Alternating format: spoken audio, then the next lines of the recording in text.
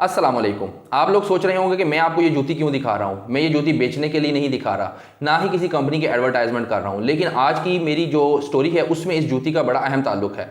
ये ताल्लुक इसी तरह है जिस तरह के वो बादशाह की एक स्टोरी में जूती का जो जिक्र आया है, जो बड़ी फेमस कहानी है। मैं मुख्तसरन आपके सामने रखता हूँ कि एक बादशाह था जिसने अपने वजीर से पूछा कि लोग मेरी इस्लाह के लिए मेरी जो है मजम्मत नहीं करते या मेरी इस्लाह के लिए मेरे ऊपर तनकीद नहीं करते, तो मैं क्या करूँ। तो वजीर ने कहा कि ये कौम सोई हुई है, ये आपके ऊपर तनकीद नहीं करेगी। बादशाह ने कहा नहीं, मैं कोशिश करना चाहता हूँ कि इन लोगों में वो बेदारी जागे जो इनके अंदर ये सलाहियत पैदा करे कि वो गलत को गलत और सही को सही कहें। तो क्या किया जाए। तो वजीर ने कहा कि फलाना पुल है जहां से लोग अपने गांव से निकल कर बाजार में जाते हैं और काम करते हैं और उस पुल से गुजरते हैं, तो हम उस पुल के ऊपर 10 रुपए टैक्स लगा देते हैं। तो ये लोग खुद ब खुद आपके ऊपर जो है एतराज़ करेंगे, आपके ऊपर तनकीद करेंगे। तो आपको पता लग जाएगा कि ये लोग जो है बाशऊर हो गए हैं, ये बात करने लग गए हैं। तो बादशाह ने कहा बिल्कुल ठीक है। तो बादशाह ने 10 रुपए टैक्स लगा दिया। लोगों ने तनकीद करने की बजाय टैक्स देना शुरू कर दिया। छोटी मोटी बात आपस में उन्होंने ज़रूर की, लेकिन बादशाह के सामने किसी ने आवाज़ नहीं उठाई। कुछ दिन गुजरे तो बादशाह ने वजीर से पूछा क्या हुआ। उसने कहा बादशाह सलामत, कुछ भी नहीं हुआ, लोग टैक्स दे रहे हैं। तो बादशाह ने कहा अच्छा अब क्या करें। तो उसने कहा टैक्स 20 रुपए कर दें। तो उन्होंने 20 रुपए कर दिया, तब भी लोगों ने कुछ नहीं कहा, टैक्स देना शुरू कर दिया। फिर बादशाह ने कहा कि हाँ भाई अब क्या हुआ, क्या करें, क्यों नहीं लोग बोल रहे। उन्होंने कहा बादशाह सलामत इस तरह करें, 20 रुपए टैक्स भी लें और साथ एक जूती भी लगाएं। तो उसने कहा अच्छा इस तरह तो लोग चीख पड़ेंगे। उसने कहा जी देख लेते हैं। उसने 20 रुपए टैक्स भी शुरू कर दिया और साथ में लोगों को एक एक जूती मारना शुरू कर दी। तो लोगों ने फिर भी बात ना की और जूती खाते रहे। बादशाह बड़ा परेशान हुआ। उसने कहा अब क्या करें। उसने कहा बादशाह सलामत 5-5 जूतियां कर दें। तो बादशाह सलामत ने कहा चलो कर दो। उसने 5 जूतियां मारना शुरू कर दी और 20 रुपए टैक्स लेना शुरू कर दिया।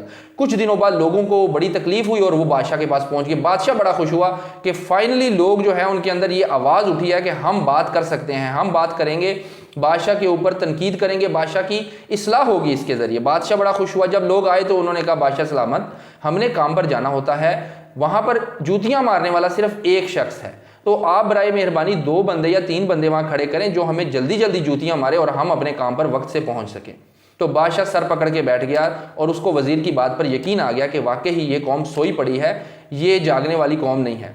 तो अनफॉर्चुनेटली बहुत सारे मामलात में हम सोए पड़े हैं।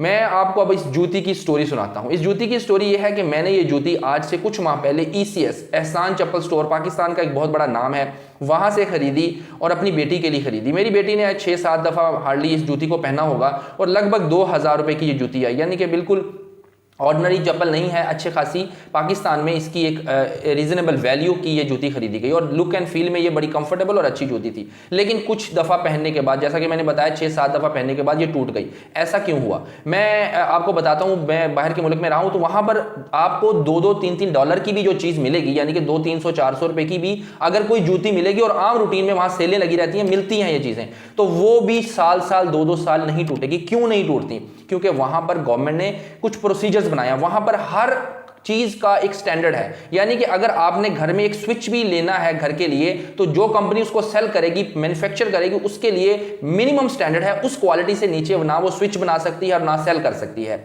और सेम जो है ये रूल अप्लाई होता है जूतियों पर, कपड़ों पर, और कोई भी आप चीज खरीदते हैं जो कंज्यूमर इस्तेमाल करते हैं उसके ऊपर ये रूल अप्लाई होता है कि वो minimum standard, minimum quality standard से नीचे नहीं बन सकता।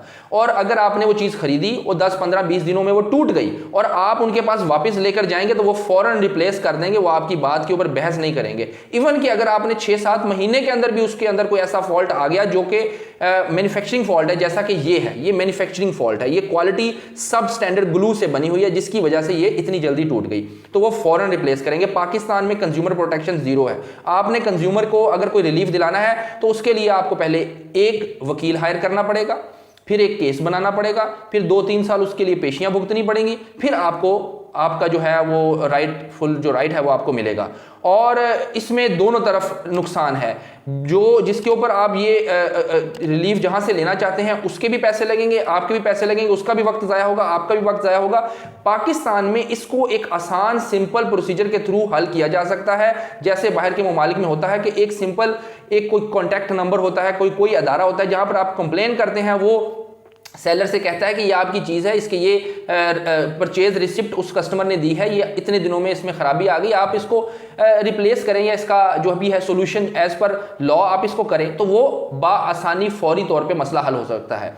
लेकिन पाकिस्तान में ना कंज्यूमर को किसी लेवल पर बाआसानी प्रोटेक्ट किया जाता है, और जो कंपनीज हैं जो चीज़ बनाती हैं उनको कोई फिक्र नहीं, क्योंकि उनको पता है कि कौन जाएगा कोर्ट, कौन उनके साथ जो है वो इस मामले में लड़ाई करेगा, कौन उनके खिलाफ आवाज उठाएगा, तो वो ऐसी गंदी क्वालिटी की चीज़ ही बनाती हैं। और सेकेंडली, इसमें जो जिम्मेदार है वो दुकानदार नहीं होता। दुकानदार किसी भी चीज़ की क्वालिटी को बेहतर या कमज़ोर नहीं कर सकता, वो तो एक सेलर है कि एक चीज़ मुल्क के किसी कोने में बन रही है, वो आपके लिए आसानी पैदा करता है, आपके शहर में लाकर आपको दिखाता है, आपको बेचता है और उस सर्विस के चार्जेस लेता है। जो मैन्युफैक्चरर है, जो R&D रिसर्च एंड डेवलपमेंट करता है, जो इसको टेस्ट करता है, जो असल ब्रांड का ऑनर है, दे आर द रिस्पॉन्सिबल, वो असल रिस्पॉन्सिबल है इसकी क्वालिटी के, इसकी वारंटी देने के, इसको रिप्लेस करने के। उनकी जिम्मेदारी है वो ऐसी चीज़ ना बनाएं जिसकी वजह से कंज्यूमर को तकलीफ उठानी पड़े। अगर पाकिस्तान में आप एक जूती लेते हैं और वो 2 महीने बाद टूट जाती है, तो साल में आपको 5 जूतियां लेनी पड़ेंगी, 5 दफ़ा आपको अपनी जेब से वो पैसे खर्च करने पड़ेंगे।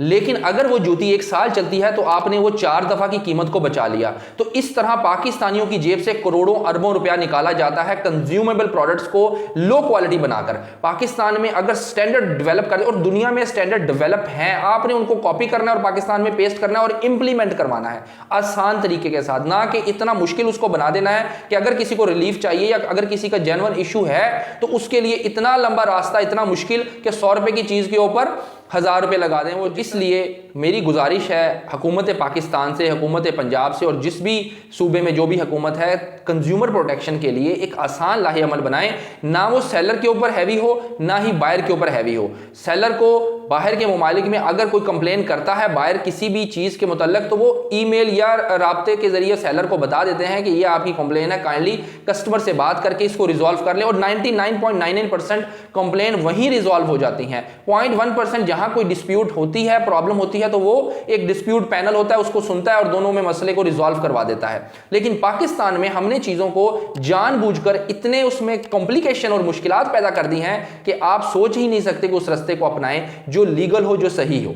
तो अल्टीमेटली कंज्यूमर को अपने राइट को छोड़ना पड़ता है, जैसे बाकी तमाम मामलात में इसमें भी छोड़ना पड़ता है। तो इस तरह हम अपने अवाम का, अपने लोगों का अरबों रुपया बचा सकते हैं, क्योंकि बगैर जूती के आप किस तरह सर्वाइव करेंगे, किस तरह रहेंगे, कितनी दफ़ा उसको रिपेयर करेंगे। आखिर आपको नई जूती लेनी पड़ेगी, नई वो चीज़ लेनी पड़ेगी, चाहे वो जूती हो, चाहे वो कपड़ा हो, चाहे वो होम अप्लायंसेस इलेक्ट्रॉनिक्स की कोई चीज़ हो या स्विचिंग हो या कोई भी चीज़ हो, आपको वो चीज़ दोबारा लेनी पड़ेगी, क्योंकि ये अब हमारी ज़िंदगी की एसेंशियल्स, ज़रूरियात बन गई हैं।